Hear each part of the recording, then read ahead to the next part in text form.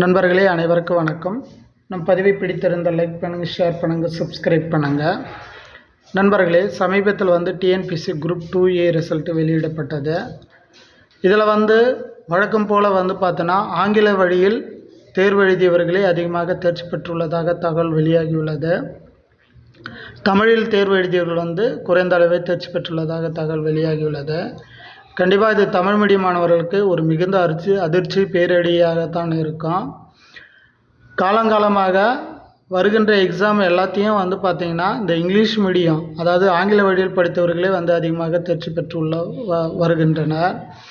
இதால் தமிழில் திறமையாக இருக்கிற மாணவர்கள் உள்ளே வர முடியாத சூழ்நிலை ஏற்பட்டு வருகிறது.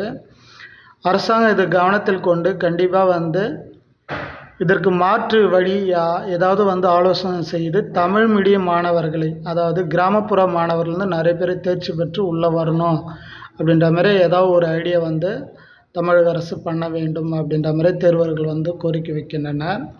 எது எப்படி இருந்தாலும் எங்களுடைய ஐடியாவும் இது தான். கண்டிப்பாக தமிழ் வழியில் படித்து தமிழில் திறமையாக இருக்கிறவங்க கண்டிப்பாக உள்ளே வரதுக்கான வாய்ப்புகளை ஏற்படுத்தி தரணும். அதுவும் கண்டிப்பாக அந்த தமிழ் மாணவர்கள் எல்லாருமே ஒரு ஒட்டுமொத்த ஒரு குரலாக கொடுக்க வேண்டும் அரசாங்கத்துக்கு அப்படின்ற மாதிரி இந்த பதிவை முடித்துக்கொள்கிறேன். மீண்டும் அடுத்த ஒரு பதிவில் சந்திக்கலாம். நன்றி, வணக்கம்.